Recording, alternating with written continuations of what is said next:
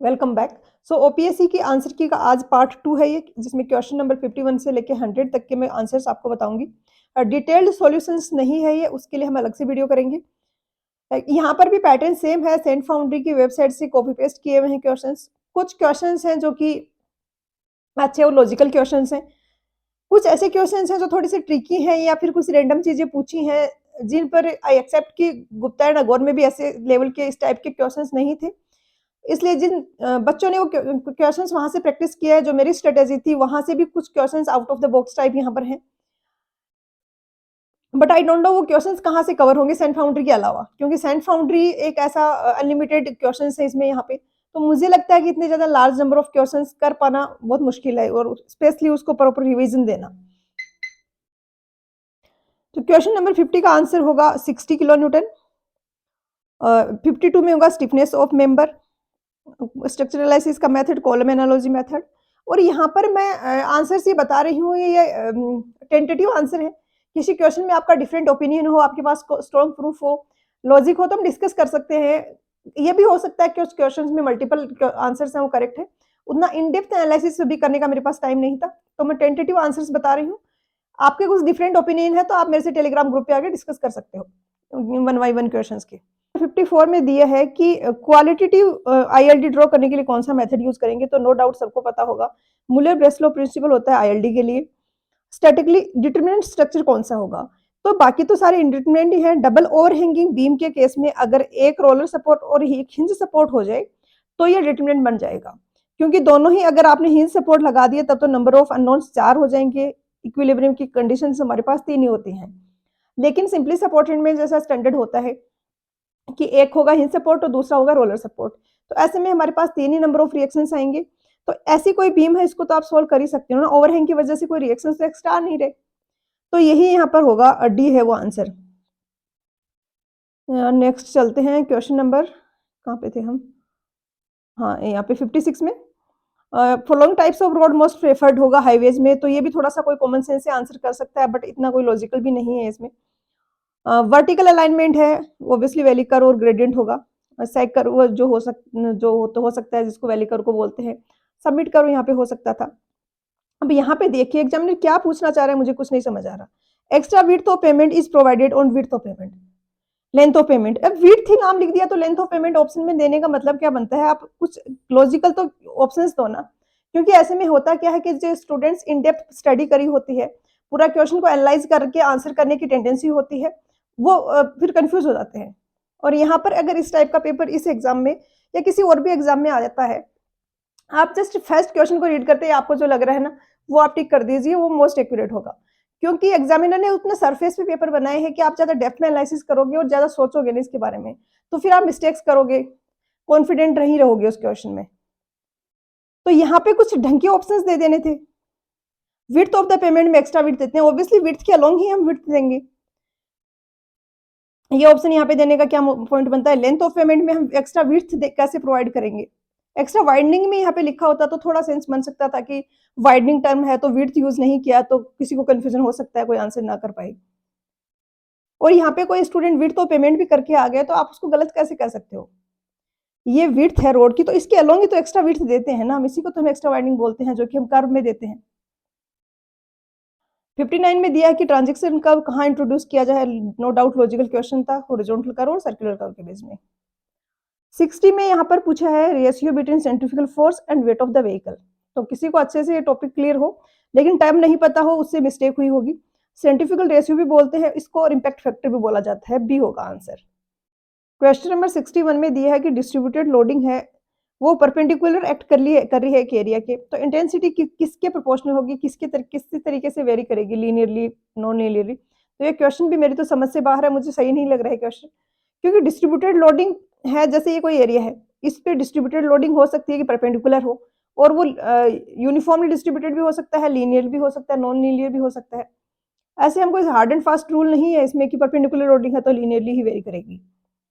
Question number 62 है, यहाँ पे दिया है कि मोमेंट ऑफ द बॉडी अगर हमें कैलकुलेट करना है तो कौन सा पैरामीटर इंपॉर्टेंट होगा। इसकी भी लैंग्वेज उतनी कोई क्लियर कट नहीं है, बट आप थोड़ा सा रिलेट कर सकते हो कि मोमेंट ऑफ इनर्शिया की मतलब मोमेंट की बात आती है तो मोमेंट ऑफ इनर्शिया को लेते हैं, और टॉर्जने की बात आती है तो वहाँ पर हम जो जे होता है उसको कंसिडर करते हैं। तो मोमेंट ऑफ इनर्शिया सी होगा आंसर। क्वेश्चन नंबर 63 में पैरेलल एक्सिस थ्योरम पूछा है, सारे ऑप्शंस में परपेंडिकुलर लिखा हुआ है, तो आई थिंक ये सारे ऑप्शंस ही गलत हैं यहाँ पर। क्वेश्चन नंबर 64 में दिया है कि मोमेंटम में जो चेंज हो रहा है किसी ऑब्जेक्ट के, वो किसके इक्वल होगा, तो ये इम्पल्स होता है। ये बेसिक सा क्वेश्चन है। लेकिन एक चीज ये भी होती है कि जब पेपर इतना कंफ्यूजिंग हो, 50% क्वेश्चंस आपको ऐसे मिलेंगे कि लॉजिकल नहीं है, कंफ्यूजिंग ऑप्शंस दिए गए हैं, ऐसे में काफी बार दिमाग भी ऐसे हो जाता है कि आप जो क्वेश्चंस आपको आते हैं उनमें भी आप गलती करते हो।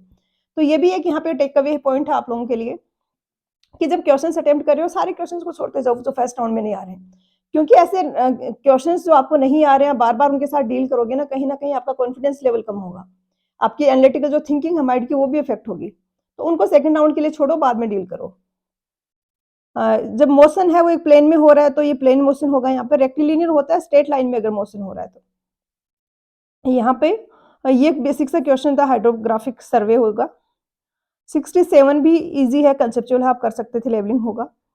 क्वेश्चन नंबर 68 में दिया है कि सिंगल रिवर्सन है, उसमें इन्वॉल्व क्या कौन सा प्रोसेस होता है, तो ये एडजस्टमेंट ऑफ लेवल ट्यूब है, ये भी टफ लेवल का क्वेश्चन है। क्वेश्चन नंबर 69 में दिया है कि रीडिंग है स्टाफ की एट पॉइंट्स, एक की रीडिंग ये है एंड बी की रीडिंग ये है। इस क्वेश्चन में भी मुझे थोड़ी सी दिक्कत लग रही है, उन्होंने आंसर की में आंसर ऑप्शन ए दिया है जो कि सेंट फाउंड्री के अकॉर्डिंग आंसर है, और उन्होंने अपना एक्सप्लेनेशन भी दिया है वहां पर। बट मुझे क्वेश्चन के डेटा देख के लग रहा है कि यह रेसिप्रोकल लेवलिंग का क्वेश्चन, क्योंकि ए पॉइंट की 2 रीडिंग और 2 बी पॉइंट की 2 रीडिंग, ऐसा तो हम रेसिप्रोकल लेवलिंग में ही करते हैं। जैसे कि ये ए पॉइंट है, यहाँ पे हमने स्टाफ रखा, और ये बी पॉइंट है, तो हम क्या करते हैं, एक बार तो ए के पास में यहाँ पे हम हमारा लेवल सेटअप करते हैं और ए पर रीडिंग लेते हैं और बी पर रीडिंग लेते हैं, फिर स्टाफ को हम यहाँ पे ले जाते हैं एक बी पॉइंट के पास में एक पॉइंट पे, और फिर ए की और बी की रीडिंग लेते हैं। अब यहाँ पे हम जब हाइट में डिफरेंस, आरएल में डिफरेंस निकालते हैं, तो हम ए और बी की रीडिंग को डिफरेंशिएट करते हैं। जो सेंट फाउंड्री में उन्होंने सॉल्यूशन दिया है जिसके अकॉर्डिंग उन्होंने ये वाला आंसर निकाला है, वहां पे उन्होंने इसको और इसको डिफरेंशिएट किया हुआ है। तो ए की रीडिंग को हम डिफरेंशिएट क्यों करेंगे, हम इन दोनों की रीडिंग का डिफरेंशिएट करेंगे ताकि एलिवेशन डिफरेंस मिले, और 2 बार सेट है रीडिंग की तो 2 बार डिफरेंशिएट करके एवरेज ले लेते हैं।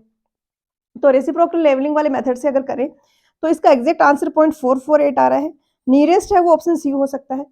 यहाँ पर अगर किसी ने ऑप्शन सी आंसर किया है तो आप एक बार मेरे से कांटेक्ट करें, हम इसका लिए जो ऑब्जेक्शन है वो प्रिपेयर कर सकते हैं अच्छे से। आई थिंक ये इस टाइप के क्वेश्चंस में कंसीडर किया जाएगा। क्वेश्चन नंबर 70 है, इसका होगा fast needle method. Question number 71 हो गया, ओके।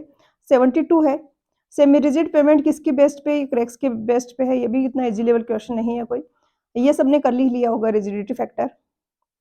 यहाँ पर आई थिंक वेजिटेशन कवर से इफेक्ट नहीं होगा, फ्रोस्ट एक्शन है वो। 5 में दिया है कि इम्प्रॉपर अलाइनमेंट है कहीं पे रोड का, तो उसके कारण क्या चीज नहीं होगी, तो इन कंस्ट्रक्शन कॉस्ट इंक्रीज होगी, मेंटेनेंस कॉस्ट इंक्रीज होगी, एक्सीडेंट्स होंगे, पॉपुलेशन ऑब्वियसली इंक्रीज नहीं होगी। हालांकि इनकरेक्ट वाला ऑप्शन थोड़ा लॉजिकल और थोड़ा बेटर भी हो सकता था, क्योंकि इसमें तो अभी कोई भी आंसर कर देगा, किसी ने इंडेप्थ नहीं पढ़ा है इन चीजों को, वो भी इजीली आंसर कर देगा।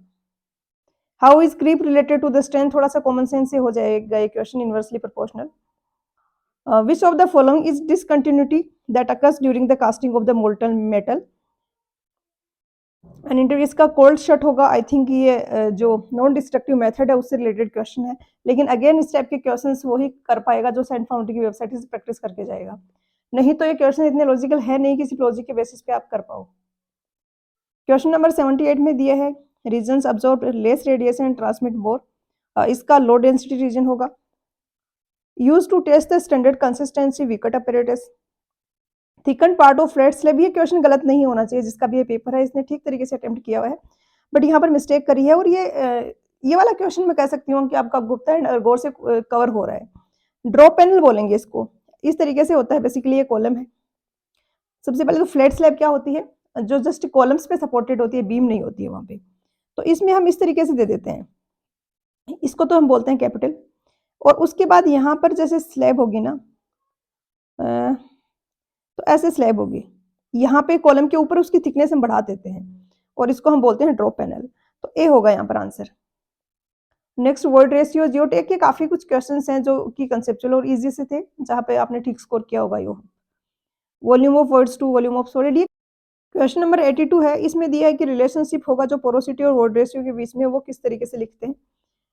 तो ये क्वेश्चन मैं कहूंगी कि अच्छा लेवल का क्वेश्चन है और ट्रिकी क्वेश्चन है। यहाँ पे ये जो बी ऑप्शन में दिया है, इसको आप अगर थोड़ा-सा मॉडिफाई करोगे, तो आप इसको ऐसे लिख सकते हो, ये 1 माइनस एन है। एन को इधर ले जाओ और इस टर्म को इधर लाओ, तो एन इज़ इक्वल टू आ जाएगा 1 माइनस 1 प्लस ई। इसको सॉल्व करोगे तो ऊपर ई आ जाएगा, नीचे 1 प्लस ई आ जाएगा, यानी ऑप्शन बी है वो करेक्ट आंसर दे रहा है आपका, जो रिलेशनशिप होता है वो। क्वेश्चन नंबर 83 है में दिया है, क्या है इसका होगा कंसिस्टेंसी इंडेक्स। क्वेश्चन नंबर 84 का ऑल ऑफ द अबव होगा। अब ऐसे क्वेश्चन पे भी डालने से घोड़े गधे से बराबर है, क्योंकि आपने क्वेश्चन इतना सरफेस पे पूछा है ना, कि किसी स्टूडेंट ने बहुत अच्छे से पढ़ाई करी है, उसको उसका कोई भी बेनिफिट नहीं मिल पाएगा। इस क्वेश्चन में फर्क पड़ेगा जो पढ़ के आया, बट इस टाइप के क्वेश्चंस में स्पेशली, या फिर आप इस लेवल के क्वेश्चंस डालो कि बहुत ही ज्यादा रटने वाले वैल्यूज डाल टाइप पूछ लो, या फिर आप इस तरीके से पेपर सेट कर रहे हो कि वहां पर इतने ज्यादा टफ लेवल के क्वेश्चंस पूछे जा रहे हैं, वहां पर भी फिर जो अच्छे से पढ़ के आया उसका और नहीं पढ़ के आया उसको कोई किसी को फर्क नहीं पड़ने वाला, सब सेम ही हो जाएंगे। वो तो काफी सारे लोगों के साथ ये भी हो रहा है, काफी एफर्ट डाल रहे हैं और रिजल्ट नहीं मिल रहे हैं, तो इस तरीके का पेपर सेट हो रहा है, तो ये सिर्फ आपका ही फॉल्ट नहीं है, आप ज्यादा इसके लिए खुद को ब्लेम और गिल्ट फील मत कीजिए, एटलीस्ट रिजल्ट जो भी हो। क्वेश्चन नंबर 85 में दिया है ट्राइंगल, ये भी नो डाउट सही क्वेश्चन है। टेक्सचर जो क्लासिफिकेशन है, हाँ ध्यान नहीं जाता है मोस्टली इस चीज पे, बट हाँ पता होना चाहिए, इक्विलेटरल ट्राइंगल होगा ये क्वेश्चन जो पूछा गया है। ये कंसेप्ट है, बट मैं कहूंगी कि बीटेक की लेवल में इस कंसेप्ट को नहीं पढ़ाया जाता है, सिलेबस में भी नहीं है, कहीं आपको क्वेश्चंस भी नहीं मिलेंगे। देखिए एसएसबी ने एक बार ये क्वेश्चन पूछा था, उन्होंने भी होपफुली मे बी यहाँ से कॉपी किया और यहाँ पे पूछा है। होता क्या है कि हाइड्रोस्टेटिक कंडीशन ही मान ली जाती है अगर सेम वेलोसिटी से फ्लो हो रहा है तो इसलिए यहाँ पे 5 इंटू 9.8 5 इंटू 9.8 WH वाले फॉर्मूले से ही निकाल लिया है, बट ये कंसेप्ट बीटेक के लेवल का आई डोंट थिंक है। क्वेश्चन नंबर 87 में दिया है कि minimum size of glass tube जिसको हम मेजर कर सकते हैं, तो यहाँ पे आपको ये फॉर्मूला लगाना है अपॉन रो जीडी। लिमिट क्या दी है कि आपका कैपिलरी राइज 5 mm से ज्यादा नहीं होना चाहिए, क्योंकि इतनी एरर है वो टॉलरेबल है, इससे ज्यादा होगी तो दिक्कत होगी। तो एच की जगह आप 5 mm रख दोगे। 4 सिग्मा की वैल्यू भी दे दी है, अच्छी बात है, काफी जगह आपको याद करने के लिए भी मतलब रिक्वायर्ड होती है, आपको दी नहीं जाती है। रो हो जाएगा 1000 इंटू डी जो आपको निकालना है, और ये 9.8 है। डी आपका अभी मीटर में होगा, आप इसको सोल्व करो और 100 से मल्टीप्लाई करो, तो आपका आंसर ऑप्शन ए आ जाएगा एमएम में, मतलब सोल्व करके 1000 से मल्टीप्लाई करोगे। क्वेश्चन नंबर 88 में दिया है कैपिलरी राइज होने के कारण, तो इसमें डिक्रीज होगा। क्वेश्चन नंबर 89 में दिया है कि बायोंट फोर्स किसके कारण होता है, डिस्प्लेसमेंट ऑफ फ्लूइड। नेक्स्ट है total head loss of the for the system, तो हाइट डिफरेंस। अब यहाँ पर भी क्वेश्चन के जो ऑप्शंस इन्होंने दिए हैं बिल्कुल भी लॉजिकल नहीं है, बहुत ज्यादा सरफेस पे क्वेश्चन पूछा गया है। दिया है कि स्टैटिकली डिटरमिनेंट स्ट्रक्चर कौन सा है, तो ये क्वेश्चन है, ये रिपीट हुआ है। ओपीएससी की बहुत ज्यादा बड़ी लापरवाही है इस तरीके से कॉम्पिटिटिव एग्जाम में, जहाँ पे एक एक मार्क्स से स्टूडेंट्स के पूरी लाइफ अफेक्ट हो जाती है, वहाँ पे इस तरीके से क्वेश्चन एटलीस्ट रिपीट तो नहीं होने चाहिए। ठीक क्वेश्चन है, बीसी में फोर्स पूछा है, लेकिन बीसी में इसके डायरेक्शन में कोई है ही नहीं, क्योंकि इसका कोई कंपोनेंट इस डायरेक्शन में तो आएगा नहीं, तो बीसी को बैलेंस करने के लिए कोई फोर्स ही नहीं है, तो ऑटोमेटिकली इसमें फोर्स 0 हो जाएगा। 93 में बेस प्लेट प्रोवाइडेड, इसका यहाँ पर provision of temperature related expansion contraction होगा। यहाँ पे पूछा है तो आप इनको काउंट करोगे 5 6 7 8 नंबर ऑफ जॉइंट्स है, तो 8 इंटू 2 क्योंकि पिन जॉइंटेड है, माइनस यहाँ पर टोटल नंबर ऑफ रिएक्शंस आएंगे, एक यहाँ पे आएगा, 2 यहाँ पे आएंगे, तो 3, तो 13 आना चाहिए आंसर। क्वेश्चन नंबर 95 में दिया। अब ये क्वेश्चन भी मुझे थोड़ा सा वो लग रहा है कि इसमें स्टूडेंट्स की अगर नहीं आंसर कर पा रहे तो जिस गलती नहीं है, जिसके लॉजिक्स कंसेप्ट क्लियर है उसको भी दिक्कत हो सकती है, क्योंकि अब नियर बाई ये फिक्स सपोर्ट, तो सबको पता है फिक्स सपोर्ट पे तो 0 होता है, लेकिन अब नियर बाई कितना नियर बाई है, इसका आंसर की सेंट फाउंड्री की जो है उसमें उन्होंने नॉन जीरो दिया हुआ है, बट हो सकता है कहीं पर आपको इसका आंसर 0 भी मिल जाए, क्योंकि फिक्स सपोर्ट पे अगर पूछा होता तो हम कह सकते थे कि हाँ वहां पे स्लोप 0 होगा, डिफ्लेक्शन 0 होगा। क्वेश्चन नंबर 96 में दिया हाई कार्बन स्टील, तो रिड्यूस्ड डक्टिलिटी होगा इसका। क्वेश्चन नंबर 97 भी सिंपल है, काफी कर सकते थे आप, ए होगा आंसर। क्वेश्चन नंबर 98 में दिया है मोस्ट रिजिड होंगे, मोर रिजिड होंगे than other connections, assumptions of first order elastic, A होगा इसका आंसर। और लास्ट है 100 pin connection are not used, तो यहाँ पे टॉल बिल्डिंग होगा। तो अब कंक्लूजन ये है यहाँ पे कि मुझे लग रहा है अब अगर अभी भी इस मुद्दे को कोई नहीं उठा रहा है और कुछ भी नहीं हो रहा है, तो आप मान के चलो 90% चांसेस है कि मेंस आपका सेंट फाउंड्री की वेबसाइट से ही आएगा। अब इससे जो रैंडम क्वेश्चंस आ रहे हैं और ऐसी चीज़ें पूछे जा रही हैं, उसके लिए आप अपना लॉस कम करने के लिए ये कर सकते हो कि थोड़ा टाइमली आप प्लान करो चीज़ों को।